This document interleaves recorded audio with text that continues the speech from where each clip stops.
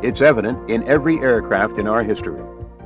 The revolutionary flying wing, America's first military rocket plane, the first modern airplane ever built exclusively for night fighting, the safest supersonic trainer in the world, and the country's most advanced weapon system, the B-2. In this program, we'll look at many of Northrop's historic first flights and observe how the features of these aircraft have proven that Northrop is a leader in making advanced technology work. Jack Northrop, who founded the company in 1939, is probably most well known as the designer of the Flying Wing series. Although he actually built his original nearly all-wing aircraft in 1928, the N1M Jeep was the first fully tailless version for the present Northrop Corporation. It had a wingspan of 38 feet and was the first airplane designed and built by the company. The N1M's first flight was completed at Baker Dry Lake by Vance Breeze in July 1940. This unscheduled flight was recorded during a high-speed taxi test when the wheels struck a rough spot on the lake bed and the airplane bounded into the air for several hundred yards before landing. The N1M's design was incorporated in the N9M, a research aircraft that led to the development of the larger flying wings. 4 N9Ms were built. John Myers was the pilot for the first flight of the N9M in December 1942.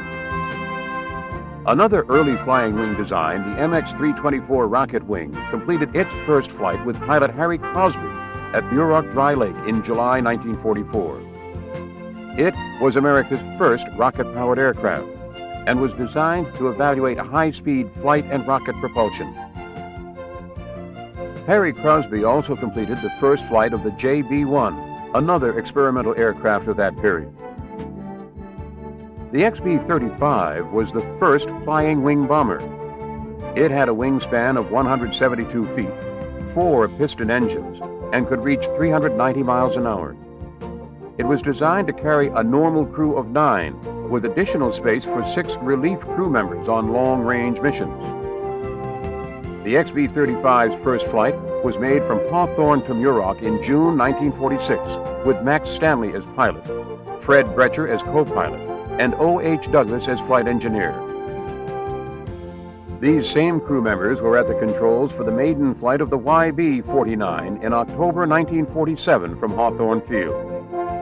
The YB-49 was a jet-powered version of the XB-35. It had 8 engines totaling 32,000 pounds of thrust. The takeoff gross weight was 209,000 pounds. Late in 1947, the YB-49 set a record for jet aircraft endurance and distance by flying more than 3,450 miles for 9.5 hours without refueling. Northrop even considered using the flying wing design to create a passenger and cargo carrier. The dorsal tip of the plane provides an excellent vantage point to see the world go by. Snug as bugs in their magic carpet, air travelers can look down on mere earthlings as the double quartet of mighty turbojets whistle them through space. But the giant flying wing is more than a super streamlined airplane. It is the fulfillment of scientific vision and symbolizes the practical dreams of science for our world of tomorrow.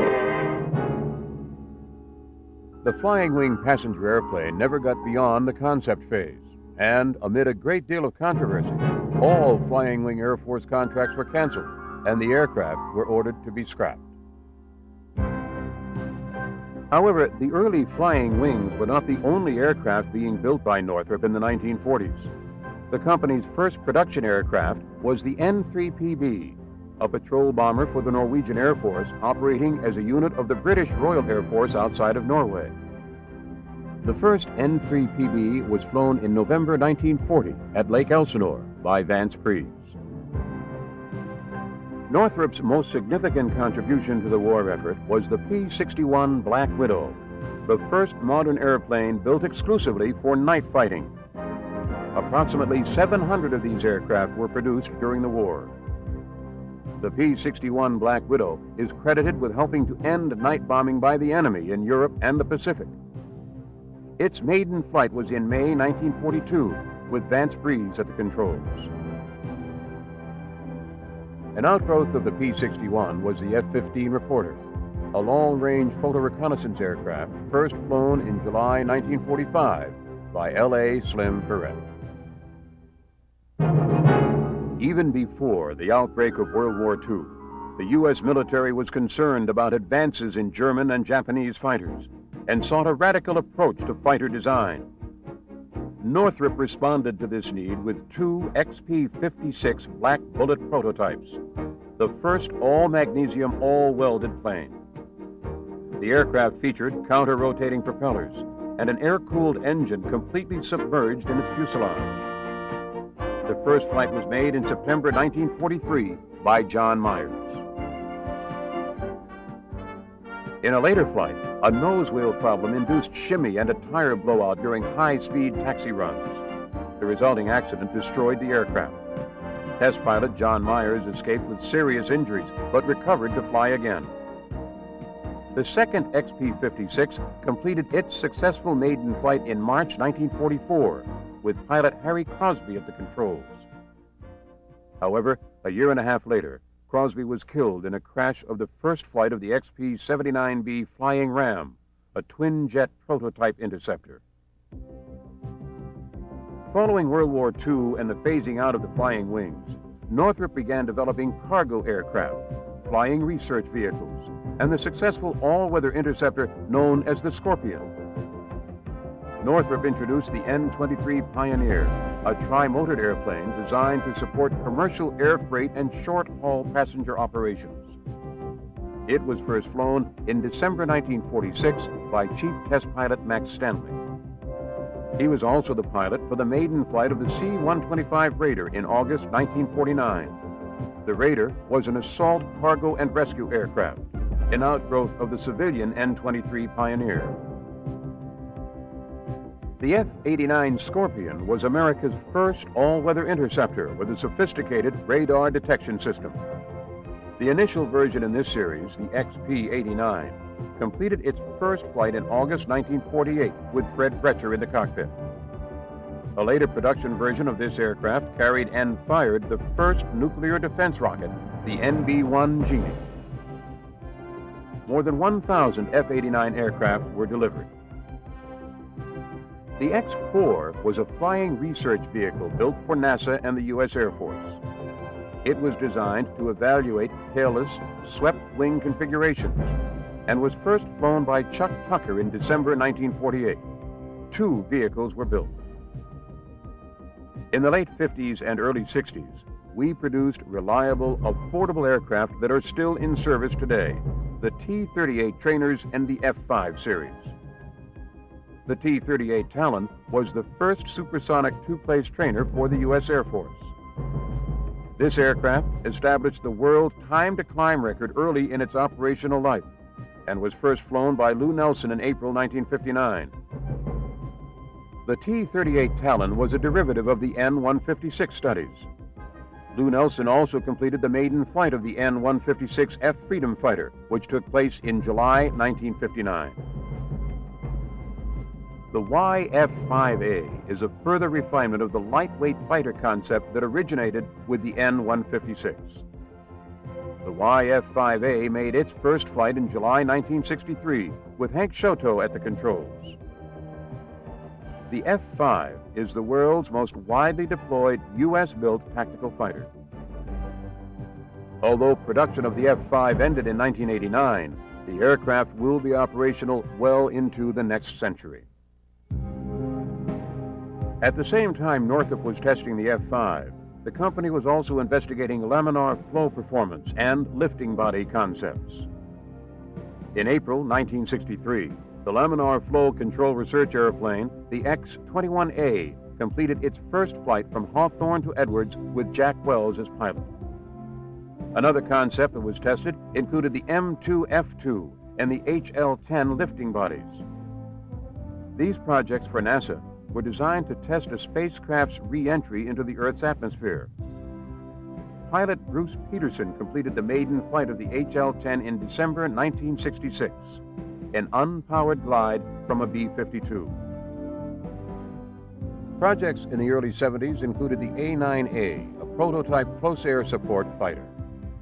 It was first flown in May 1972 by Lou Nelson. While the A-9A was assessed by the Air Force as an excellent aircraft, it did not win a production contract. A year later, Northrop began building the prototypes of the YF-17, a lightweight fighter. They flew supersonically in level flight without afterburner, a first for any U.S.-built airplane. The first flight took place in June 1974 at Edwards Air Force Base with Hank Shoto as pilot. The YF-17 design was selected by the Navy, modified for carrier operations, and redesignated the F-18 in 1974. Through an agreement with Northrop, McDonnell Douglas became the prime contractor for the Navy F-18 Hornet. Northrop, as a major subcontractor of the F-18, builds the aft fuselage in its West Complex facility in El Segundo, California. In 1980, Northrop began developing the F-20, an advanced supersonic fighter that utilized advanced technologies to provide the lowest cost of any frontline fighter. The fighter was first flown in August 1982 by Russ Scott. Although the Air Force did not buy the F-20, the technologies used to develop the aircraft have been applied to the B-2, ATF, and other advanced programs. Nearly 50 years after Jack Northrop introduced the company's revolutionary flying wing, a new generation in aircraft was introduced to the world, the B-2. It was built in the spirit of Jack Northrop's quest for excellence in design and engineering technologies. When Jack Northrop was briefed on the B-2 program a few months before he died at age 86, he said, "Now I know why God has kept me alive for the last 25 years." This strategic bomber, which is elusive to radar, is the first aircraft built directly from 2D and 3D computer designs. On July 17, 1989, the B-2 made its first flight from Palmdale to Edwards Air Force Base with Northrop's B-2 Chief Test Pilot Bruce Hines and Air Force Colonel Richard Couch. This revolutionary aircraft embodies what has become the hallmark of stealth technology. Stealth technology was also applied to the design of the Northrop McDonnell Douglas YF-23, the first prototype of the U.S. Air Force's next-generation advanced technology fighter. The YF-23 completed its first flight at Edwards Air Force Base on August 27, 1990, with Northrop's YF-23 Chief Test Pilot Paul Metz. The fighter is designed to be faster, more maneuverable, and more difficult to detect than potential threat aircraft. With the YF-23, the Northrop-led team has developed a design that will require less than half the maintenance and be more than twice as reliable as current fighters. Northrop's aircraft of the future build upon the company's tradition of the past, a tradition of making advanced technology work.